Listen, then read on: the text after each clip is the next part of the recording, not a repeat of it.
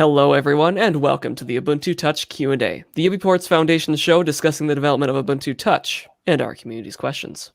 This is episode 95, streamed live on February 27th, 2021. I got that wrong last time, I think. My name is Dalton, and joining me this week are Marius. Hello. And Alfred. Hello, everyone.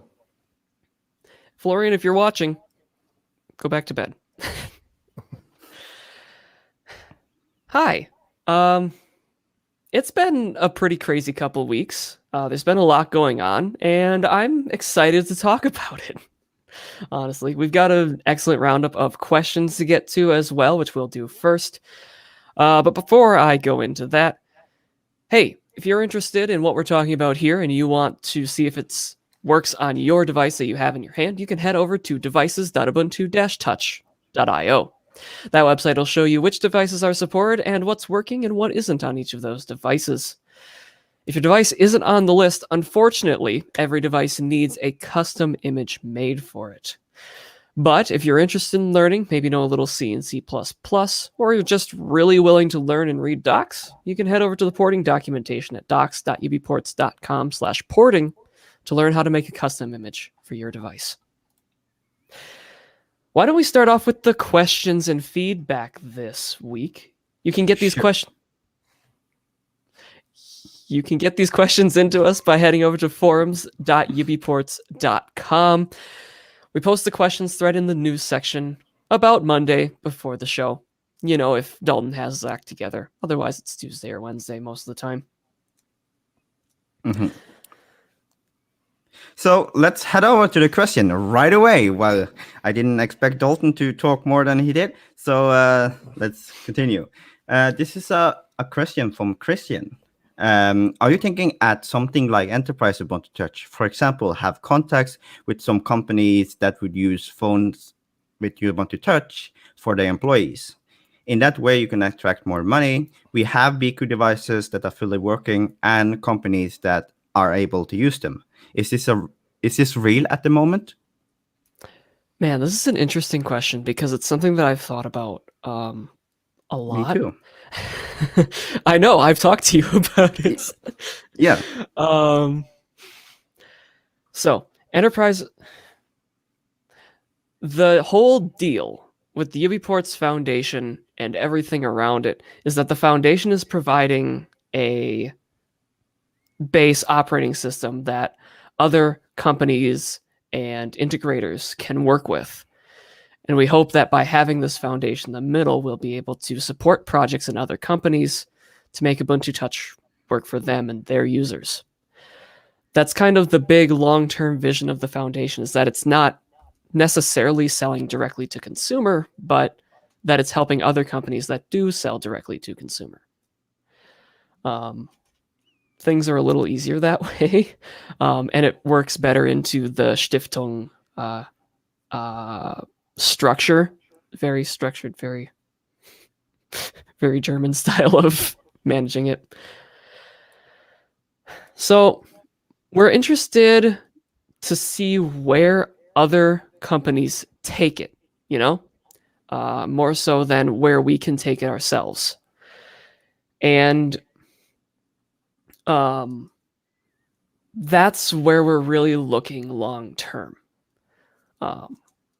But for now, we are making things that go directly into consumers' hands. We're getting people who help us make these get interested.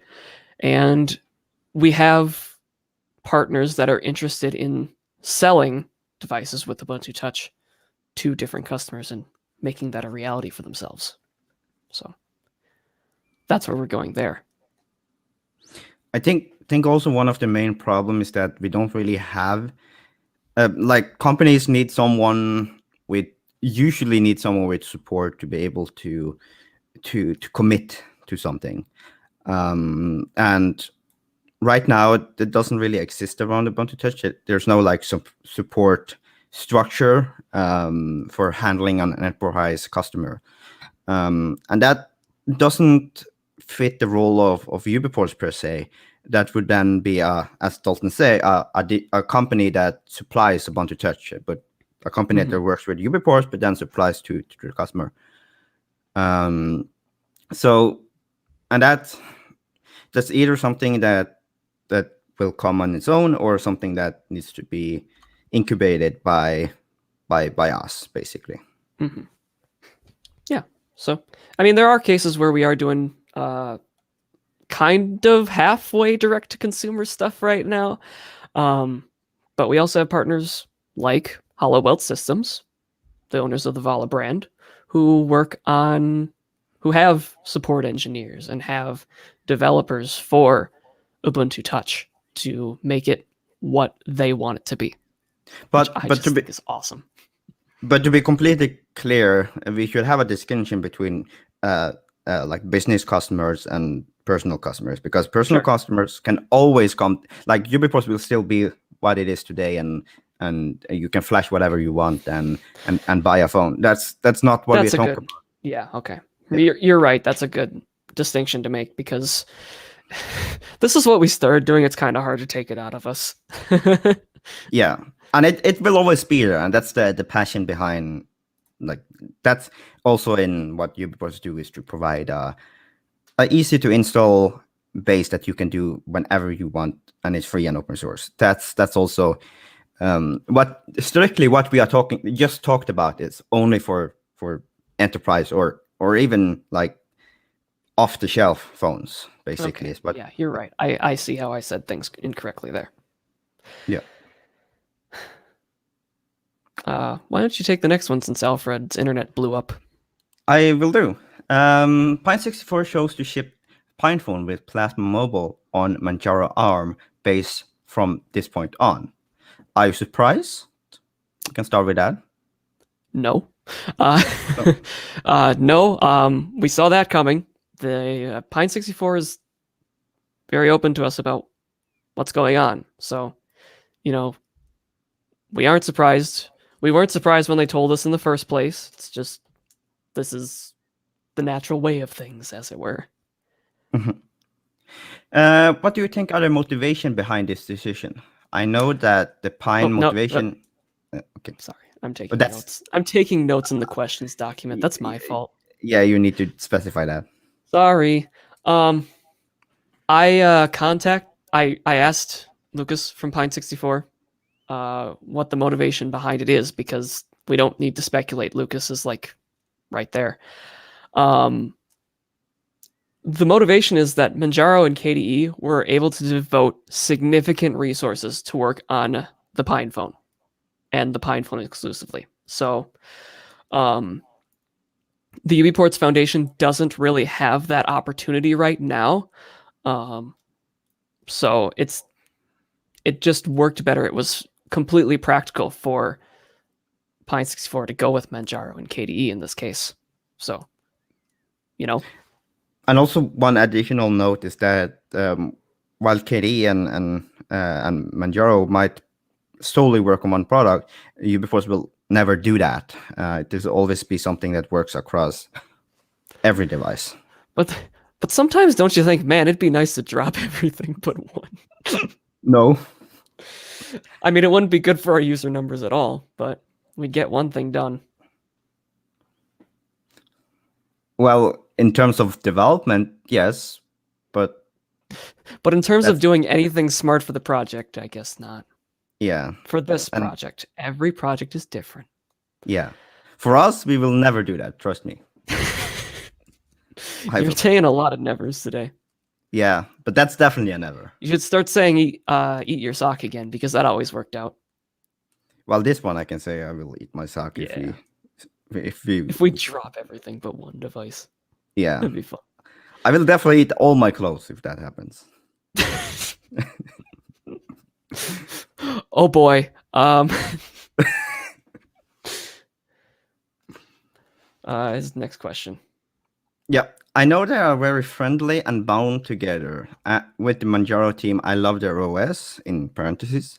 But a friendly competition would be healthy. So maybe are you thinking a plan B strategy to compensate or answer to this question? I think there's plenty of customers who want open source mobile to go around, So it's not like a case of we need to worry about getting the customers that people who buy the PinePhone with KDE would have. Boy, that was quite a sentence.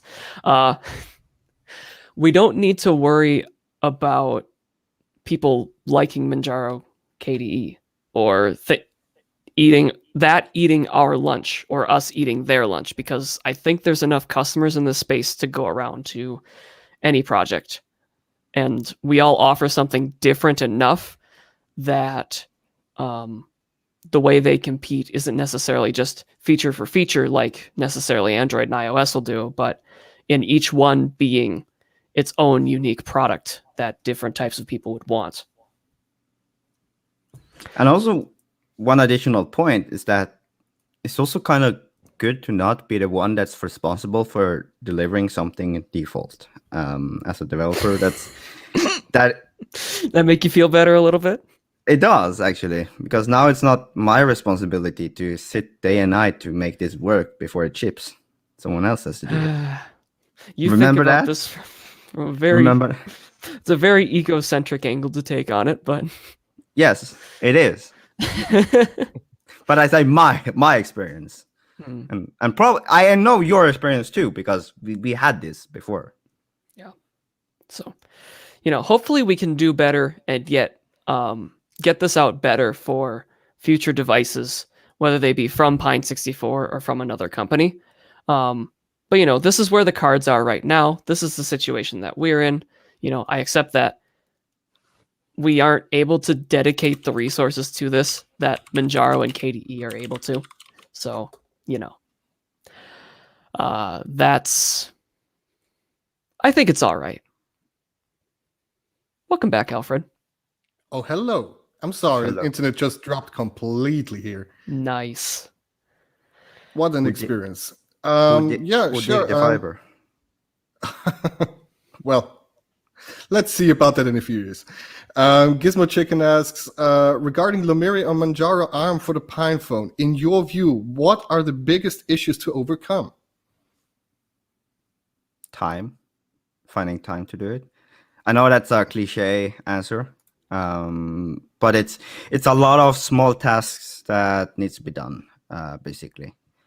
So it's not really one huge task to do. It's like a million small tasks to fix. A million paper cuts. Yeah, basically. Interesting. And on top of my head, I don't really came into any like major roadblocks yet. They are all like small things that build on top of each other. Makes it feel like a huge thing, but it's just like small things.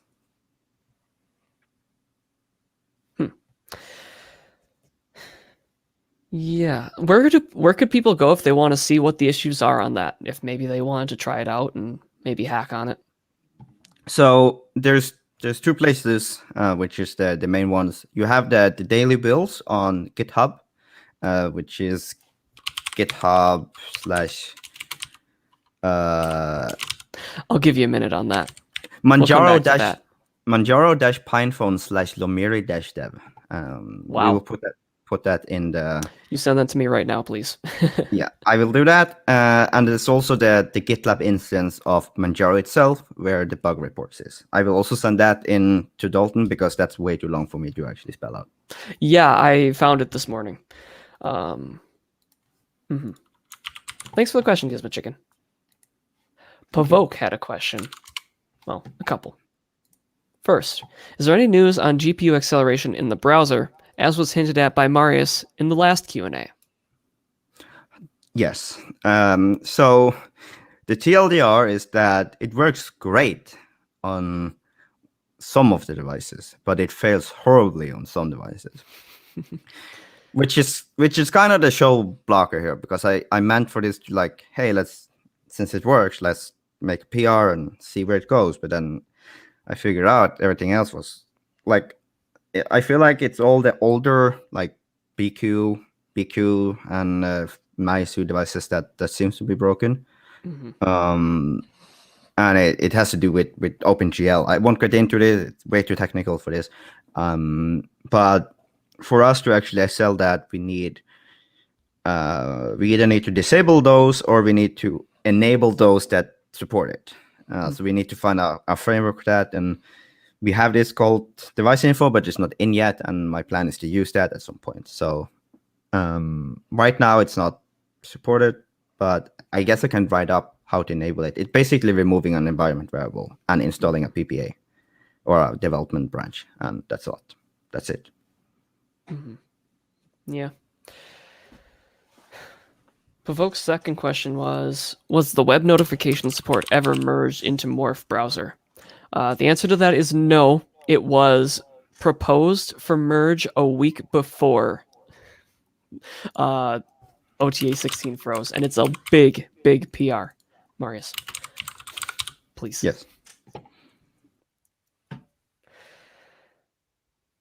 Up next, Canada had a question. Canada had a question. I see that Anbox will be included in OTA 16 for supported devices. As learned recently, MX4 is kind of supported thanks to Marius. I was hoping MX4 will get with Anbox pre-installed in OTA 16. So this one is a bit of a, like, it works, but experience will be subpar, I think, because of performance. But of course, it can be able to be installed. But to be clear, none of the devices technically have Anbox pre-installed. They have They have the Anbox installer pre-installed, which is something that I'm going to fix and say correctly in the OTA 16 changelog. Yes. Well, we had a lot of people confused about that. I apologize. Well, actually, part of Anbox installed. The binary is installed and everything, but not the container itself. So nothing will actually work without won't that. run until you install it. Yeah. But the great thing now is that you don't need to install it. Well, you need to run the script, which downloads the ISOs, not ISO, but the image to the Android image. But you don't need to technically install anything on the root file system or flash in a kernel or anything.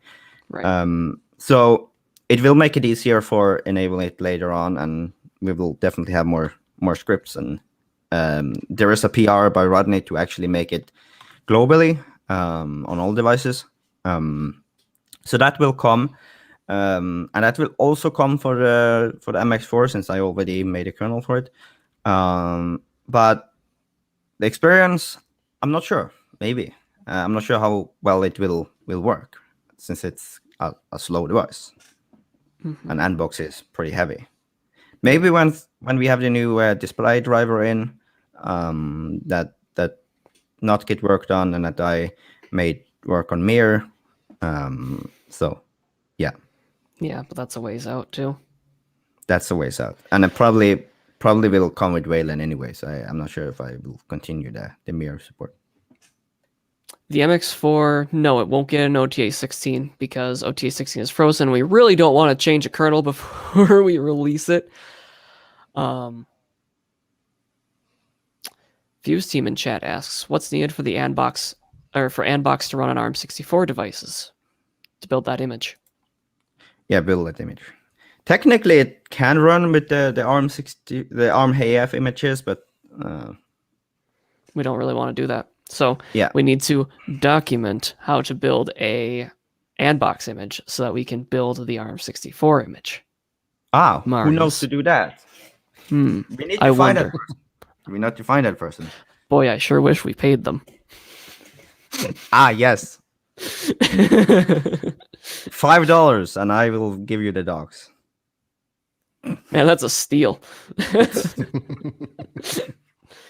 So yeah, MX4, not an OTA 16. Maybe next time. Okay, Rick asks the question. There has been lots of back and forth discussion about voice over LTE for the US, specifically on Telegram. To understand more, is it only the US that is moving toward voice over LTE only by carriers?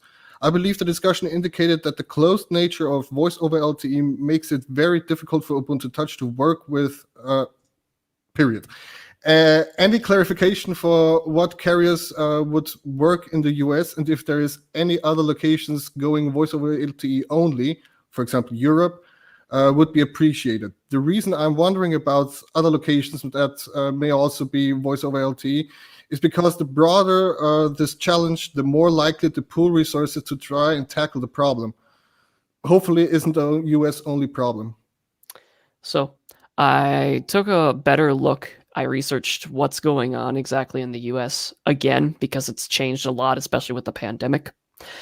India, I believe, has had this problem for a long time. Voice over LTE has been basically the only way to get voice in India for a while, which is why, on XDA and stuff, you get a lot of people asking, hey, does this ROM have voice over LTE?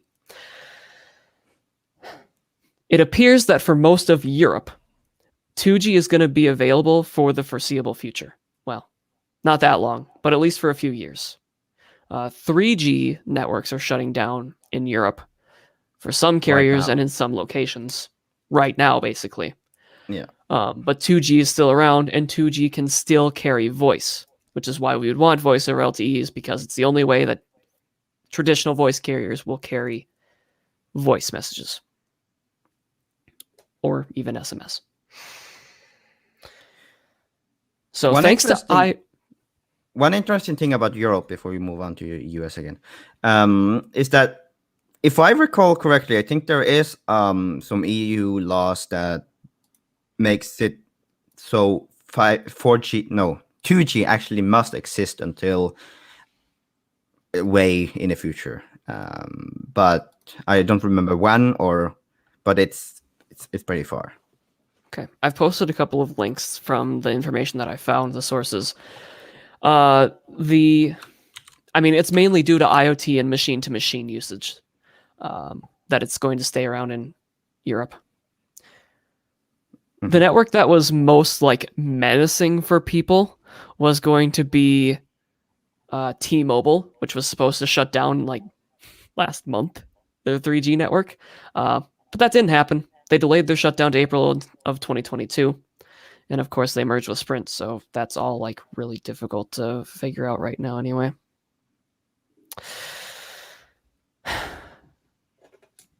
The AT&T has said they're going to do it next year, April.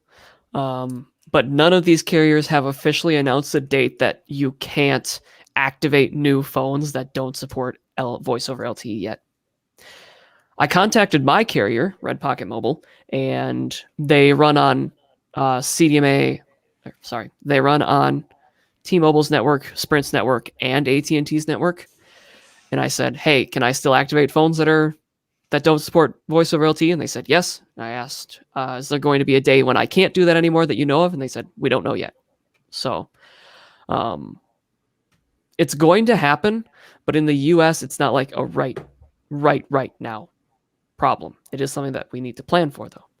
With that in mind, there have been experiments going on by certain people in our community to try and make voice over LTE works. There are several ways to do that. One is the less fun way, reverse engineering the Java bits that talk to the radio daemon on Android to try and perform registration to voice over LTE and calls correctly through regular C++ code to document that interface and actually get it done. The problem with that is that we would need to do it once for basically every major phone manufacturer. So you can guarantee there'd be one for Samsung, one for generic Qualcomm devices, one for generic MediaTek devices, one for Huawei, and maybe one for Xiaomi. Not fun. On the other hand, another potential solution that we've just found in the last couple weeks is, and no guarantees that this is going to work, of course. It's still early days for all this stuff. The daemons that run in Android to interface with the radio daemon are proprietary, and they're Java, but they are command line only or binder interface Java programs, which means they don't need the full Java runtime in order to run. So there is potential that we would be able to run these binaries that interface with the Radio Daemon on the Android side and talk to them the same way that Android talks to them. And then we have a standard interface that is used to talk to these things, to make calls and everything like that. If it works, it sounds crazy, but if it works, it will greatly reduce the amount of work we need to do for this and actually make it possible in the first place. So that's one of those exciting things that's come up in the past couple weeks. Lionel, if you are frantically trying to write this stuff down, please just link to the timestamp. You don't need to translate all this into text.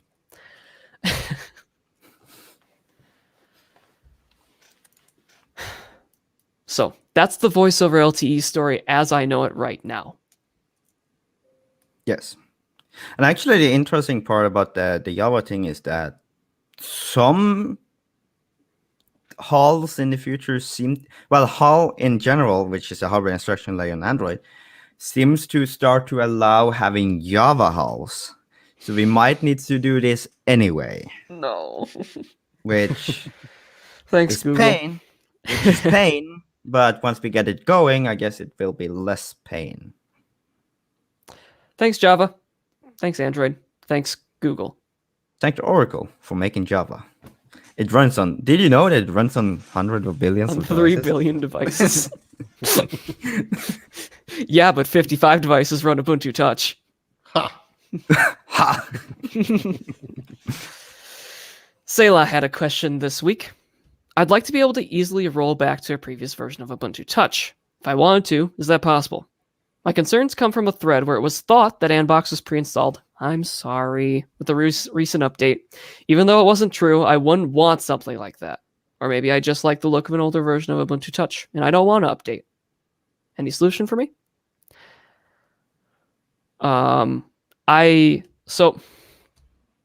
Yes and no. It is possible an Ubuntu device Flash supported this, but the UbiPorts installer doesn't. There's nothing stopping you from installing an old system image from the server.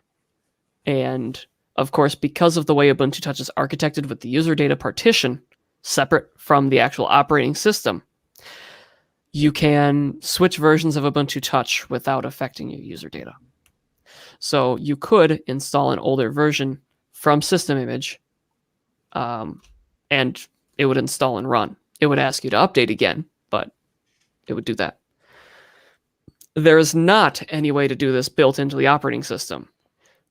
The tools say that they might be able to do it, but it doesn't work because of the way that the system image tool is designed.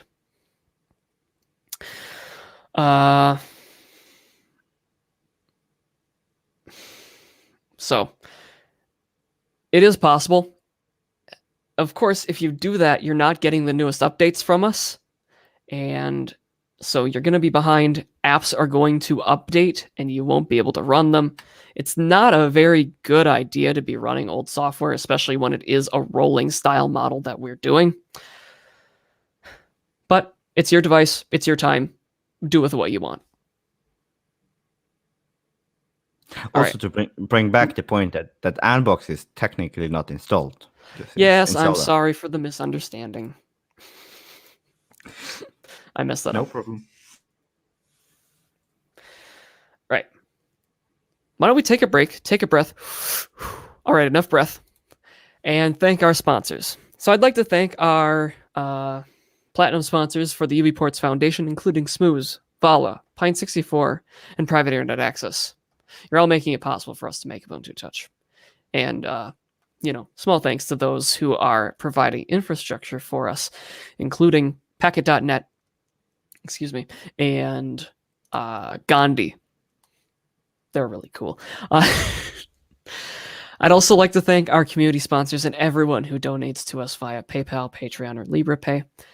Our community sponsors include Dan Trevino, Robin Hood, Kurt Vaughn, Laszlo Tomas, Darren Olson, James H. Jackson Jr., Max Fielder, A. Thiel, Michael Dale Meyer, Casey Lambie, George Toma, Renat Mirkalev, Will Atwood, and Scott Marley. If you'd like me to mispronounce your name as well, you can head over to patreon.com/UbiPorts and pick the community sponsor level there. There's also lots of other ways to donate to us. Some of them, because we are a nonprofit foundation, are tax deductible depending on your current tax situation. You can get more information about that at ubports.com/donate. And again, we appreciate all of you for making it possible for us to make Ubuntu Touch. We are doing what we truly love to do, and it's because of you. Thank you. Someday, I don't know if I want to do it for like the episode after April Fools or something, but I want a PBS style intro that's like,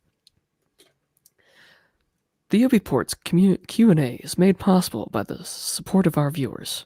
Thank you. You know, kind of thing. Oh man, I put Marius to sleep. PBS tends to do that, don't worry. Yeah. All right.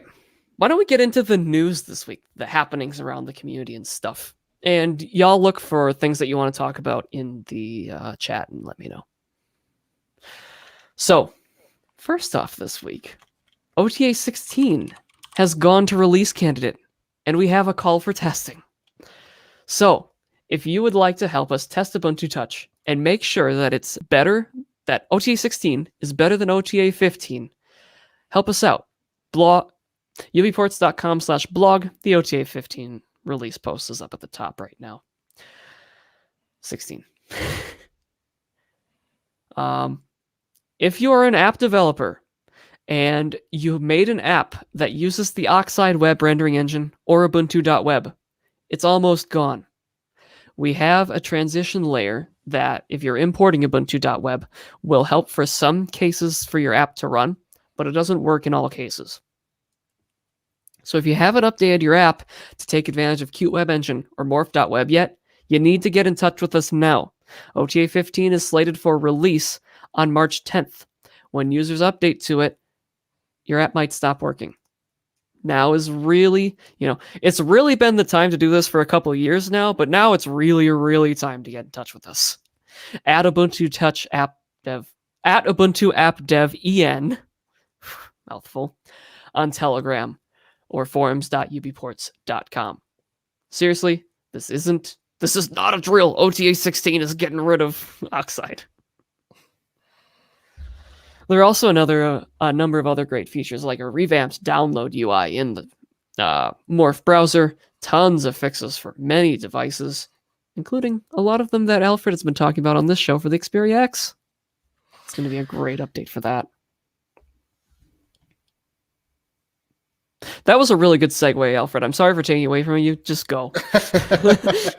Don't worry. For the Xperia X, I've made some experiments with the Xperia X. Too many X's there. Stop. It started off as trying to get Halium 9.0 working on this thing. Turns out that's doable. That's perfectly valid way to, waste your time. But what I actually wanted to find out was if fingerprint reader support and NFC would work better on it, or work at all compared to Halium 7.1.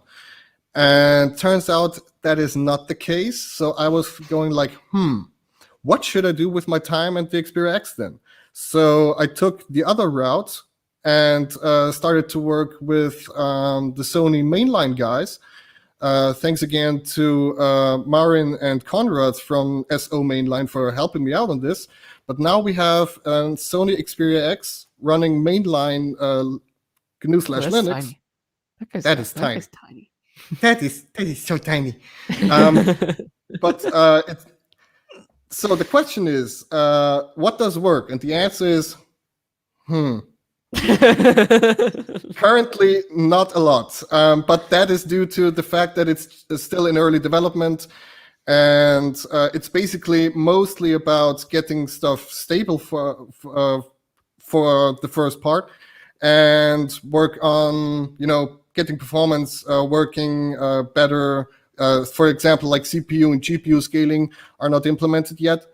That could change in the future. I'm not sure when that's going to happen.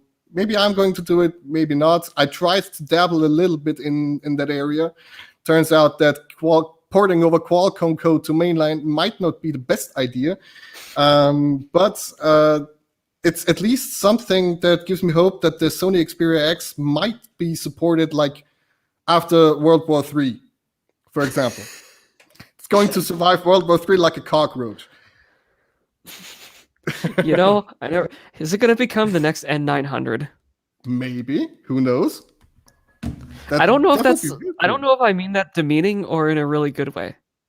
I'm not sure. It's- It's complicated. You have one in your pocket. It's going to be better. I do. I love this device. It's the cockroach of phones 2.0. What did you say? It's a cockroach of phones 2.0. Right. I do like Both. it. I really like it. I don't have one. Marius, you can Um, fix that problem. I don't. I have enough. Okay. I Uh-huh. want, Don't. yeah. Yeah, and about mainline kernel support. So it's currently at kernel 5.3. So I have been told that work is ongoing about making it work with kernel 5.12, I believe. Hopefully, sooner rather than later, it's going to be merged upstream. I mean, there's potential there. It's not something that I would totally, suggest to you to get a mainline, get the Sony Xperia X just for having a mainline device. But it's certainly possible to make this use like forever, possibly, Till the battery dies.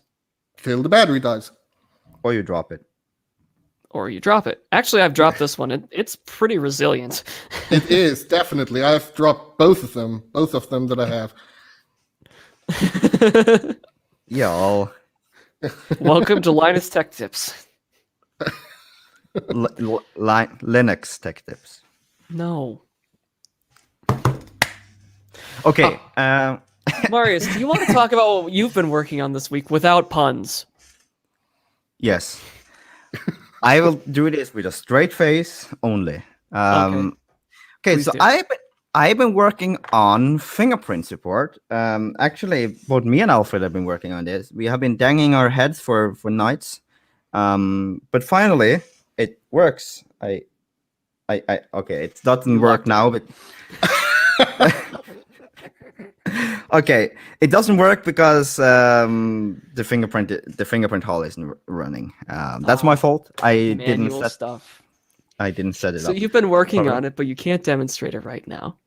I can, but then I need to reboot it, and I can show it after I gone Later. through later. Okay, while that is rebooting, I can talk about my next things, which I have been digging something out of the graveyard, called Halium Hall and Linux Idle. So these are my two things that I did back like 2 years ago. Were you in the hospital that time? Is that why you did it? No, I No, weren't. that wasn't a hospital time. No, I do documentation at hospitals. Oh, okay. Yeah. So the Halium Hall is an abstraction layer. It's an abstraction on the abstraction, basically on the Android abstraction. So it sits on top of Android and provide a simple way to switch on runtime between the different HAL versions and SDK versions of Android. And it also builds in some of the module on the Android side, so we can talk through it with a bridge. So right now I've been pulled over the fingerprint stuff. I made audio work ish, fingerprint works ish, vibrator work from 100%, lights Oh yeah, work 100%. that's the important one. Yeah, lights work 100%. And I also did some stuff with the graphical part, which doesn't work at all. But so that's my progress on that. But Marius, how is that different from what we're already doing? So the difference is first of all that this will allow you to implement stuff on the Android side without needing to modify the actual source code, for example, Mirror or Pulse Audio. So, for example, when a new version come out, you simply either add it as a plugin to the Android side, and with the Halimal will automatically pull in this plugin from the Android side, or you can add additional support to Halimal itself to switch between the different implementation of the HAL. Right now, the only one that actually does this fairly well is actually Mir. So I have stolen a lot of Mir's ideas on how to switch between the difference. And right now it actually works fairly well at the switching part. The switching part works pretty well. The rest of it still needs work. But I plan to implement it to the Fingerprint and Pulse Audio and HFD servers soonish. And speaking but Marius, all of those things already work on Android 9 devices. Well, this is not for Android 9 yet, though. Okay. I'm coming to that. For Android 9, there's something called Linux Hydel, which completely different from what we are doing now. Is that we are using a user space library which is built for glibc to actually run the Android stuff. Okay. So it talks with, because Android Q and Forward or travel devices splits up the partitions to do different systems, basically. With you so far. Yeah. So one of the system is a vendor partition. It runs by itself as its own system. And then you have the system partition, which runs as itself, and it talks between them with something called Binder, which is a messaging service in kernel. Which means that it doesn't need any libhybris translation. It basically just talks directly to the kernel to it.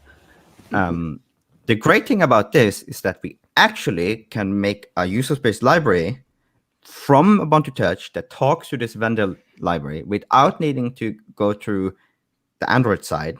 Well, technically this Android side, but bear with me. And that way we remove the need for libhybris for certain things, which means that we easily can talk with this without needing to compile a specialized ported system, Android system for it. Basically, what we can do is modify the kernel to work with Ubuntu Touch and boot it, which is what the vision of Travel is that you can root one root file system, boot it on all devices. And what Linux Hydel does differently is that it copies what Android does. It copies in the glibc. It makes it work on glibc. And then it talks directly through the same API calls to the same binary interface as Android does. This feels like something that you could give a talk on for hours to the right people and they'd really understand. Yes. Honestly, you've lost me, and I think you've lost 90% of the audience. But to sum it up, what this does differently than what we currently do on Android 9 is that on Android 9 we have three methods of doing things basically right now. We have the libhybris way, which is what Mir does. We have the gbinder stuff, which whatever Sailfish is doing, we do. Which basically does this, but this removes the complexity of implementing stuff of your own. It basically takes whatever Android has and take the interfaces. Okay. And then we have a third method, which is what Fingerprint does, for example, which is have a plugin which you build in Android, which then bridge over to the Android side and talks to libhybris that way. And yes, I'm done now. So, and that's also Chad is roasting you. And that also, this all ties in with Halimal, and Halimal will automatically switch between the different implementation if it's Binder or if it's libhybris or whatnot. And to sum this up, this means that you can have one Mir implementation talking to a million different Android implementations through the Halimal. That's the dream, huh? That's the dream. Okay, enough about Halimal and Linux. Again, Lionel, if you're trying to take notes on this, stop. Just link to the timestamps. Thank you. Okay, let's move on to device info. I will make this quick. So with device info, I made two big changes, which I moved over the stuff to a YAML-based config file, which makes it easier to both read and to implement, and it also makes it able to have like default implementation for different vendors and stuff. It's pretty nice, Okay. if I say so myself. And then the next thing I did is added a bunch of tests to it, so Dalton is happy. So now it tests itself pretty much 100% now. It even tests useless function, which I don't know why I added test for. Yep. The last thing before I move over to Fingerprint again, is that I did some Manjaro things. I just make it build again. So that's that. Let's try Fingerprint. I will test it before okay. Let's skip Fingerprint. Oh, it feels just like an Apple presentation already. Yeah, it's always when you demo, nothing works. A bunch of words that you don't understand in an iPhone that needs to be replaced on stage. Every time. Every goddamn Let's time. not make this happen. Well, if Apple does it, it must be good though. No? It has to be good. I think it is interesting to a certain amount of people, especially porters who watch this, which I know they do, to hear about the more technical stuff. So we let it in every once in a while.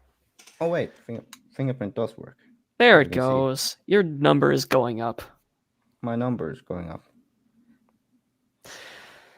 So other things have been going on in the background. This is kind of our unfocused period where development on OTA 16 is frozen, and if anything isn't fixing a regression from OTA 15 to OTA 16, we don't want to merge it. So we have a lot of people right now who have work in progress that's waiting. All done with your fingerprint. Mm-hmm. And now I think we should be able to unlock it with my finger. Yay! Look at that! It 1+3 unlocked with a fingerprint. And 1+2 actually works with it too, but I won't demo that because that's definitely going to fail now. Yeah, there's some stuff going on in the background that I think is just kind of interesting that we normally wouldn't talk about. Rachanan's been working on cleaning up Lomiri UI Toolkit's mess so that it can be used in Debian Unstable and Ubuntu 20.04. So we're getting close to building Lomiri UI Toolkit in Focal, which is exciting. Nikita,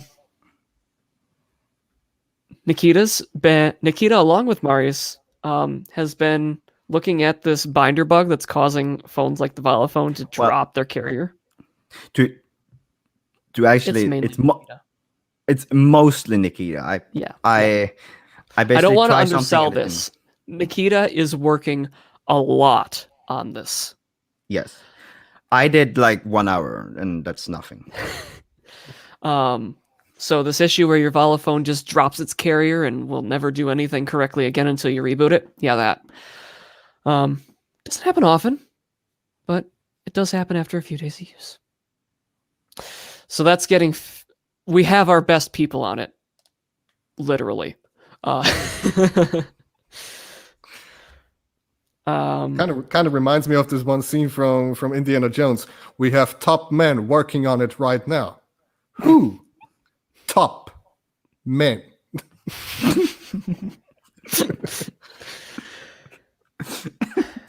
And speaking about that, he actually pushed a fix to a hack to the kernel, so it should be fixed right now, ish. But it's not fixed; it's just hacked. Yeah. Mm-hmm. I can't wait till we see an actual fix.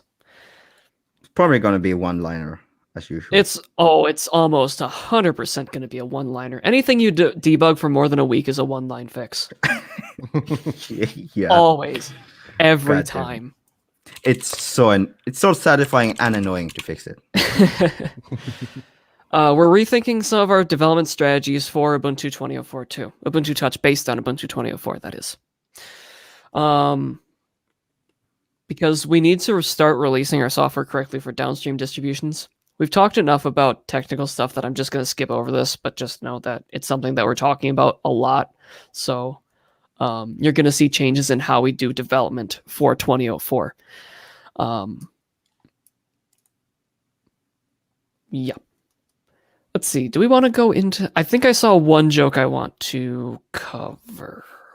One joke. One question. Sorry. One joke. We got jokes on the brain. Yawn, is he finished yet? That wasn't it. In regard to Marius. Simon in live chat asking, why is it so different to port Ubuntu Touch to every device? Because every device is so different. No one follows any standards whatsoever. There are no standards. This isn't easy. Well, there is now. Well, there always been a standard, which is the fun part. No one followed it. But no one follows it. But now Google actually enforce it. So praise Google for that. Yeah, So they now we enforce it actually- because they want to run Fuchsia on everything. But, you know, whatever. But it benefits us a lot now. It does. So now the standard is a lot more strict. And for once, Qualcomm is somewhat following it. They still make their own quirks. So there'll still be quirks to find, but yeah. So it's different porting Ubuntu Touch to every device because no device has this like standard way to learn about what hardware is in it. And there's not like one CPU vendor doing everything and it's all the same like it is for Intel devices. And even there's a lot of problems. This device I keep holding up is a Surface Go because it's here and it's an Intel device and you can install any Linux distribution on it, but boy, they don't all work the same. So, you know, it's not all the same. It's different because every device is different and because every vendor makes them different and every vendor is rushed getting their device to market, so they make their own hacks. Well, Qualcomm seems to have its own mission to make hacks. It's like we don't want to follow this standard. We make this so hard for everyone else, even vendors. They can't complain that they don't have rushed because they have years to develop those stuff. Mm-hmm. If you've seen, I said Surface Go, not Surface Pro. Go. Oh boy. We're kind of reaching the end of it here. Do we want to push this, Alfred, or do you want to hit it? Yeah, I'm gonna go through it real quick. All right. So for the Pixel 3a, just before the show, I fixed the bug or the little regression that video with audio in it would not be able to play back. So that's finally fixed. I don't know when it broke, but it's there now. Praise Alfred. Thank you. And for NFC support, last time I talked about NFC support, it was about peer-to-peer communication, like, for example, the Pixel 3a XL here, that Dalton is perfectly showing right there. He's doing this professionally. And what is going to be the plan, or at least that's our hope for OTA 17, actually, to include the NFC support into the rootfs itself, so that it would be able to, or so that it's possible to use NFC D from Sailfish and talk to it through applications. So app developers may be able to make use of this, both with reading and writing tags and peer-to-peer communication. And currently it's going to be Android 9 only, so the Xperia X, as you might have guessed, will have to wait until we have a fix there. But it works on the Pixel 3a for sure. And the Wallafone. That's pretty cool. We'll see what we can do with that in OTA 17. There's a lot of PRs. There's a lot of outstanding work to do. There's a lot of work to do all over the place, and Right. it's a little intimidating, but also just, I don't know, I'm having a lot of fun, at least. It's amazing. One thing to note is that we always say that the next OTA is going to be the small one with just bug fixes, but I already know that next one is going to be huge too. But we are going to try to release it in 6 weeks instead of 4 months. 4 months. 4 months. Yeah. Am I counting wrong? Whatever.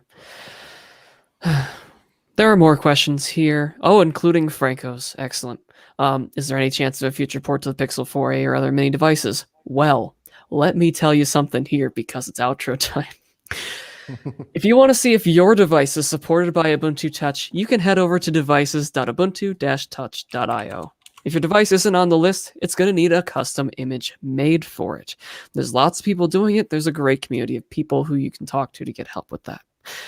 You can go over to the porting documentation at docs.ubports.com/porting to learn more. Links to Telegram groups and all sorts of places to talk to us are there. And, it's great to talk with us, and we love talking to you. So if you want to find us on social media, you can find us on Facebook, Twitter, PixelFed, Mastodon, LinkedIn, Instagram, Telegram, or Matrix News channels, where you can learn all about what's happening in Ubuntu Touch directly in your favorite place.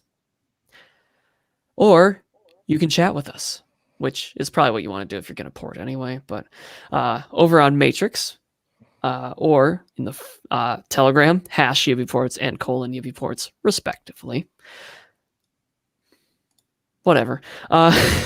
Or you can find us on the forums at forums.ubports.com. I'm 100% sure I said something wrong, but I can't figure out what it was yet. Links to all of those are down in the description if what I said made absolutely no sense. Boy, that was fun. Thanks for joining me, Alfred, Marius. Thank you. Thanks for Alfred, joining where us. can people find you throughout the week? Yeah, sure. If you want to follow me on Twitter, you can follow me on Fredl.me. That's FREDLDOTME. That's also my domain name. So I have a little blog that I hopefully will post more documentation on, or more little guides on porting to mainline, maybe. Who knows? And yeah, but Feeling cute, maybe not. exactly. And yeah, but mostly Twitter for me. And where can people find you throughout the week, Marius? Pretty much the same. Twitter or Telegram at MarioGrip on everywhere, pretty much. All right. And where can we find you? I'm at Universal Superbox on Twitter. That's all those words, but without any E's.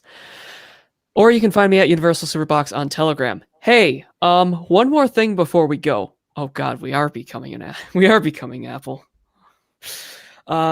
If you're interested in working with us, like serious here, if you're interested in working with us, you have a project idea in mind for Ubuntu Touch, and you really want to do it, but there's just that problem of time. Like if you're getting paid to do it, maybe you do it. You should get in touch with me at Universal Superbox on Telegram or Dalton@ubports.com via email. If you listen to this show, you're probably one of those people who we would strongly consider working with. We're looking for people to do everything. So whatever your skills are, if you're interested, we want to hear from you. I want to hear from you specifically. But other than that, that'll be all for this one. Thank you, everyone, for joining us for this Ubuntu Touch Q&A, and we will see you all in the next one. Smash the like Bye-bye. button. Bye. Subscribe. Smash the sub button.